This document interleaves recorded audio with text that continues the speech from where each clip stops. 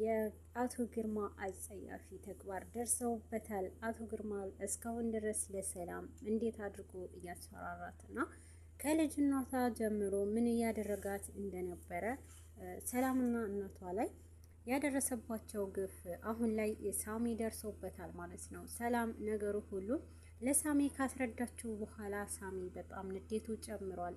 ይሄ ሰውዬማ አባቴ አይደለምና ለህግ ማቅረብ አለብኝ፣ የሚገባውን ቅጣት ማግኘት አለበት ብሎ ወስኗል ማለት ነው። ነገር ግን ሰላምም አስጠንቅቀውና አባቱንም ለማግኘት ይበልጥ ማስነቃት እንደሌለባቸውና በይበልጥ አባቱ ለማግኘት እኛ በዝምታ መንቀሳቀስ አለብን ብለዋለች። ግን ደግሞ ሳሚ አባቱን ባየ ሰዓት መረበሹንም አልቀረም።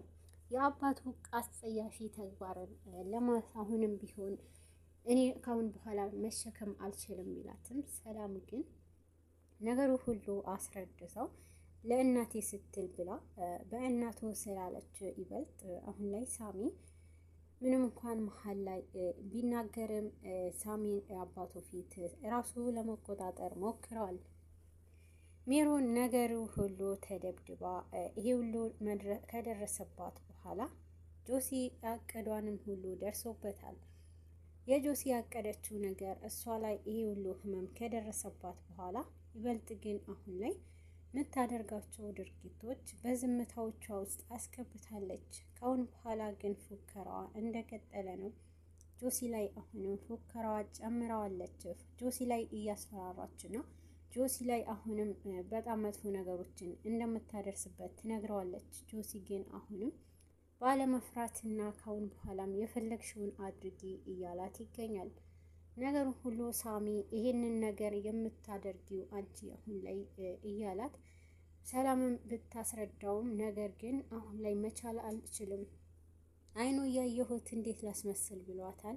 አባቱ ፊት አባት አይደለህም ካለው በኋላ ሳሚንም በጣም ተናዳ አዋርተዋለች። ሰላም እና ያንተ ስሜታዊነት የእናቴንስ እዛ አልጋ ላይ የተኛችው እናቴስ እያለችው ሳሚ ግን በጣም በማዘንና ካሁን በኋላ እንደማይደግመው ይነግራታል። ሰላምም እሽታዋን ከገለጸችለት በኋላ ካሁን በኋላ ታዲያ ምን አይነት ነገር እቅድ እናቅዳለን ትለዋለች። ሰላምና ሳሚ አሁንም ቢሆን በአዲስ ተዋውቀዋል። በመጀመሪያው ፍቅራቸው ሳይሆን አሁን ላይ በአዲሱ በሀሴት ማንነታቸው ከተዋወቁ በኋላ በጣም እየተግባቡና ነገር ግን መሀል ላይ ያለው ጆሲ አሁንም ቢሆን የሰላም ሚስጥር አልደረሰበትም። ለሰላም ሚስጥር ብዙ ጊዜ እንድትናገርና ሚስጥሩ ምን እንደሆነ እንድትነግረው ጠይቋት ነበረ ጆሲ ግን ይህ ባላት ሰዓት ከባድ እንደሆነና ለሳሚ እንዳልነገረችው ነበረ እሱም የሚያውቀው። አሁን ላይ ግን ሰላም ለሳሚ በመናገሯ ቀለዋታል። ግን ደግሞ ጆሲ ይህንን ነገር ትኩረቱ ሁሉ ሰላም ላይ ስላልሆነ ሊጠራጠር አልቻለም። ሳሚ ይህ ሁሉ ነገር ካወቀ በኋላ መነጫነጮች ጨምሮበታል። ሰላም ከሰላም ጋር ውጭ ላይ ሲመጡ ካየቻቸው በኋላ ምንም ቢሆን ይበልጥ በጣም ከባድ የሆነ ጥርጣሬ ውስጥ ገብታለች። ነገሩ ለማስተካከል እየሞከረና ሜሪ ይበልጥ ከሁለቱ ላይ ትኩረት እንዳልሰጣትና በጣም በንዴትም እንደሚያዋራት ትነግረዋለች ሜሪ። አሁን ላይ ሳሚን በንዴት የሚያዋራበት ምክንያት አንደኛው የአባቱ ያደረገው ነገር ከሰማ በኋላና እናቱም የሞተችበት አሟሟቱ በጣም እያሳሰበውና አሁን ላይ ከኔ ጋር ከሱ ጋር አብሬ ከምቀመጥ ብሎ ነው ከአባቱ ጋር ማለት ነው። ጆሲ ካሁን በኋላ አንቺንን አልፈራሽም እና ፈለግሽው አድርጊ ብሏታል ለሜሮን። ሜሮንም ካሁን በኋላ ህይወትህም ነፍስህንም እነጥቅሃለሁ በማለት ታስፈራራዋለች። ግን ደግሞ እንደማይፈራትና የፈለገችውንም መንገድ እንድትጓዝ ነግሯታል።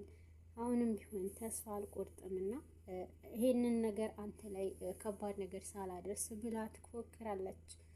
ሳሚና ሰላምም እርምጃቸው ጀምረዋል። አቶ ግርማም ወደ እስር ቤት የሚያስገባበትና ያደረጋቸው ነገሮች ሁሉ በማስረጃ ለማግኘት ፋይል እየፈለጉ ይገኛሉ። ነገር ግን ይህንን ፋይል ለማግኘት ከባድ እንደሆነና ቤተሰቡ ሁሉ ከቤት እንዲወጡ ይጠብቃሉ። ቤተሰቡ ከቤት ከወጡ በኋላ ፋይሉን መፈለግ ጀምረዋል። ግን ደግሞ ፋይሉም ጀምረው እንኳን ሳያቋርጡ ጀምረው እንኳን ሳያገኙት አቶ ግርማ ይደርስባቸዋል ማለት ነው።